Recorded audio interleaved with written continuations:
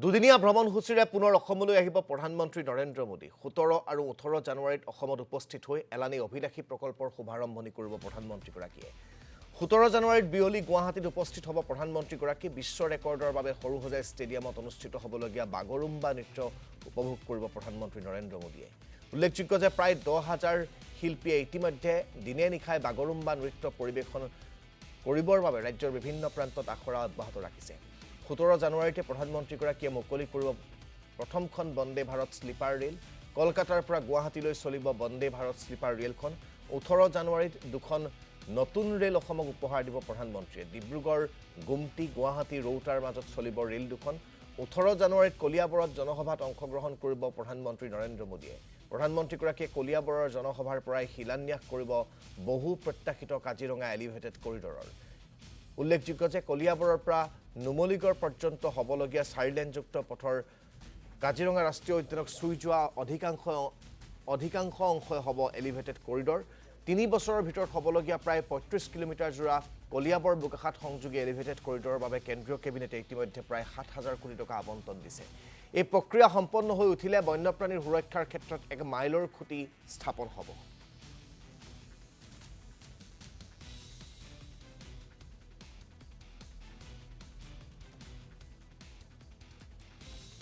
আৰু প্ৰধানমন্ত্ৰীগৰাকীৰ আগমনক কেন্দ্ৰ কৰি কলিয়াবৰত চলিছে এতিয়া প্ৰস্তুতি পৰ্ব। প্ৰায় 7,000 কোটি টকা ব্যয় সাপেক্ষে নিৰ্মাণ হ'বলগীয়া কাজিৰঙাৰ এলিভেটেড কৰিডৰৰ শিলান্যাস কৰিব মোদীয়ে। কলিয়াবৰৰ নিজ চিলাবন্ধাৰ মৌচন্দা পথাৰত প্ৰধানমন্ত্ৰীগৰাকীয়ে অংশ ল'ব এখন জনসভাত।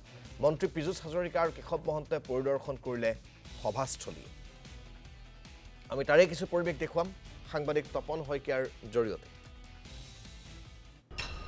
হয়, 18 জানুৱাৰীত দেশৰ প্ৰধানমন্ত্ৰীগৰাকী কলিয়াবৰলৈ আহিব আৰু কাজিৰঙাৰ যি এলিভেটেড কৰিডৰ সেই এলিভেটেড কৰিডৰৰ শিলান্যাস কৰিব।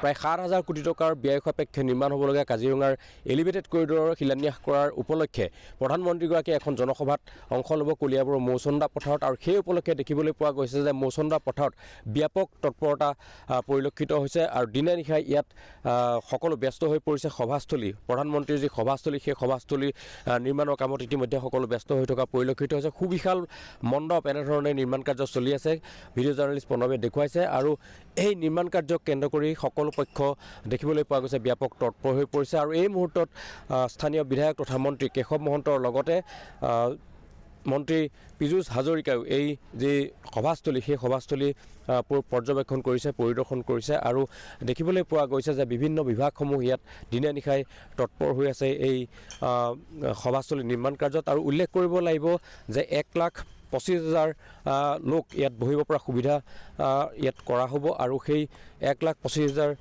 লোকে এই সভাস্থলীত বহি প্ৰধানমন্ত্ৰী যি জনসভা সেই জনসভা উপস্থিত থকাৰ কথা ইতিমধ্যে প্ৰকাশ কৰিছে। আৰু এই সভাক কেন্দ্ৰ কৰি ইতিমধ্যে দেখিবলৈ পোৱা গৈছে যে সকলো পক্ষই ব্যাপক তৎপৰ হৈ পৰা পৰিলক্ষিত হৈছে। আৰু এই মুহূৰ্তত আমি দেখুৱাইছোঁ স্থানীয় বিধায়ক তথা মন্ত্ৰী কেশৱ মহন্তৰ লগতে মন্ত্ৰী পীযুষ হাজৰিকাই এই যি সভাস্থলী সেই সভাস্থলী নিৰ্মাণৰ কাম পৰ্যবেক্ষণ কৰিছে। আৰু আমি পোনপটীয়াকৈ সেই দৃশ্যাংশ দেখুৱাইছোঁ আৰু তেওঁলোকৰ পৰা মন্তব্য জানিবলৈ চেষ্টা কৰিম। যিহেতু মাজত মাত্ৰ কেইটামান দিন আছে, 18 জানুৱাৰীত দেশৰ প্ৰধানমন্ত্ৰীগৰাকী এই কলিয়াবৰলৈ আহিব। কলিয়াবৰত কাজিৰঙাৰ যি এলিভেটেড কৰিডৰ সেই এলিভেটেড কৰিডৰৰ শিলান্যাস কৰিব আৰু তাকে লৈ আৰক্ষী প্ৰশাসন সকলো ব্যস্ত হৈ পৰা পৰিলক্ষিত হৈছে। মই মন্ত্ৰী পীযুষ হাজৰিকাৰ কাষলৈ আহিবলৈ বিচাৰিছোঁ। যিহেতু আপোনাৰ কাষলৈ আহিছোঁ, অকণমান সময় ল'ম। যিহেতু মাত্ৰ কেইটামান দিন বাকী আছে প্ৰধানমন্ত্ৰী কাৰ্যসূচীৰ বাবে, প্ৰস্তুতি কেনেধৰণে চলিছে? প্ৰস্তুতি তুংগত। 1.5 লাখতকৈও অধিক ব্যক্তি এই সভাস্থলীত বা মৌচন্দা পথাৰত আহি উপস্থিত হ'ব। সাধাৰণতে নগাঁও আৰু খুব বেছি শোণিতপুৰ জিলা, অলপ ওচৰে পাঁজৰে হোজাইৰ পৰাও আহিব। আমাৰ কাৰ্যকৰ্তাসকল দুয়োটা দলৰ, অগপ আৰু বিজেপি দুয়োটা দলৰ কাৰ্যকৰ্তাসকল, সমৰ্থকসকল আৰু এই অঞ্চলৰ ৰাইজ, আমি মাত্ৰ আহাৰ ৰাস্তাটোহে দেখাই দিম, মানুহ নিজে নিজে আহিব। কাৰণ এনেকুৱা পৰিৱেশ আগতে কেতিয়াও অসমে হয়তো দেখা পোৱা নাছিলে। প্ৰায় 7,000 কোটি টকাৰে 35 কিলোমিটাৰ ৰোড এলিভেটেড কৰিডৰ অসমত কেতিয়াও আগতে দেখা নাছিলে। আৰু এইটো অতীৱ প্ৰয়োজনীয় আছিলে। প্ৰত্যেক বছৰে আমি কেইদিনমানৰ আগতে, প্ৰত্যেক বছৰে বাদ দিয়ক বানপানীৰ সময়ত কেইদিনমানৰ আগতে মই শুনিছোঁ গাড়ীৰ খুন্দাত হৰিণৰ মৃত্যু ঘটিছে। গতিকে সেইটো এটা দুখ লগা কথা হয়। আৰু সকলোতকৈ এটা ডাঙৰ কথা, মানুহৰ স্পীডটো শ্ল' হৈ যায়। যোৰহাটৰ পৰা যদি গুৱাহাটীলৈ যায়, শিৱসাগৰৰ পৰা গুৱাহাটীলৈ যায় 45 মিনিট বেছি লাগে।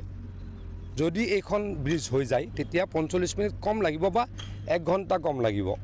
মানে মই যিমানখিনি জানো আৰম্ভণি য'ৰ পৰা হ'ব শেষ য'ৰ পৰা হ'ব তালৈকে 35 কিলোমিটাৰ 20 মিনিট 22 মিনিটত শেষ হ'ব। আগতে লাগিছিল 1.5 ঘণ্টা, মানে 1 ঘণ্টা মানুহৰ ছেভ হ'ব। সময়টো বহুত ইম্পৰ্টেণ্ট, গতিকে ইনফ্ৰাষ্ট্ৰাকচাৰ ডেভেলপমেণ্ট হ'ব, সময় বাচিব আৰু জীৱ জন্তুৰ সুৰক্ষা হ'ব। এইটো খুব ডাঙৰ কাম প্ৰধানমন্ত্ৰী ডাঙৰীয়াই অসমবাসীৰ কাৰণে কৰিছে। গতিকে এই অঞ্চলৰ মধ্য অসমৰ সকলো ৰাইজে ইয়াতে উপস্থিত হ'ব। নিশ্চয়কৈ ব্যাপক প্ৰস্তুতি ইতিমধ্যে চলা দেখিবলৈ পোৱা গৈছে প্ৰধানমন্ত্ৰীৰ সভাক কেন্দ্ৰ কৰি, কাৰণ মাত্ৰ কেইটামান দিন পিছত 18 জানুৱাৰীত প্ৰধানমন্ত্ৰীগৰাকী উপস্থিত হ'ব কলিয়াবৰৰ এই মৌচন্দা পথাৰত। সুবিশাল মণ্ডপ ইতিমধ্যে সাজি উলিওৱা হৈছে আৰু ইয়াকে কেন্দ্ৰ কৰি সকলো পক্ষই আচলতে সাজু হৈ উঠিছে, সকলো পক্ষই প্ৰস্তুতি সম্পূৰ্ণ কৰি তুলিছে। আৰু দেখিবলৈ পোৱা গৈছে যে সভাস্থলীৰ সমান্তৰালকৈ যি পথৰ নিৰ্মাণ কাৰ্য, সভাস্থলীৰ লগত লাগি থকা পথৰ নিৰ্মাণ কাৰ্যও চলি আছে। স্থানীয় বিধায়ক তথা মন্ত্ৰীগৰাকী যিহেতু আছে, তেওঁৰ পৰা আমি কিছু কথা জানিবলৈ বিচাৰিম। মই আপোনাৰ কাষলৈ আহিব বিচাৰিছোঁ। প্ৰধানমন্ত্ৰীগৰাকী আহিব, কেনেধৰণে প্ৰস্তুতি আশা কৰিব? প্ৰস্তুতি ইতিমধ্যে আমাৰ পীযুষ হাজৰিকা ডাঙৰীয়াই কৈছে, প্ৰস্তুতি খুব তুংগত চলি আছে। সময়ৰ আগত সকলো কাম সম্পূৰ্ণ হ'ব আৰু জনগণৰ যিটো সঁহাৰি পাইছোঁ ই এটা অভূতপূৰ্ব সঁহাৰি হ'ব, সেইটো আমি আশা কৰিছোঁ। আৰু দেখিবলৈ পোৱা গৈছে যে সভাস্থলীৰ লগতে পথৰ নিৰ্মাণ কাৰ্যও চলিছে, হেলিপেডৰ নিৰ্মাণ কাৰ্যও চলিছে। আনুষংগিক যিখিনি কথা সেই গোটেইখিনি কাম কৰা হৈছে, তেনেকৈ পাৰ্কিংবিলাকো কৰা হৈছে। ই এটা যিহেতু প্ৰধানমন্ত্ৰী আহিব, সকলো নিয়মৰ মাজেৰে গোটেই কামখিনি কৰিছোঁ আমি। ধন্যবাদ। সেয়া আছিলে স্থানীয় বিধায়ক তথা মন্ত্ৰী কেশৱ মহন্ত, লগতে মন্ত্ৰী পীযুষ হাজৰিকা এই মুহূৰ্তত সভাস্থলী নিৰ্মাণৰ যি কাম সেয়া পৰিদৰ্শন তপন শইকীয়া, আপোনাক এই কৰিছে। মুহূৰ্তত ধন্যবাদ জ্ঞাপন কৰিছোঁ।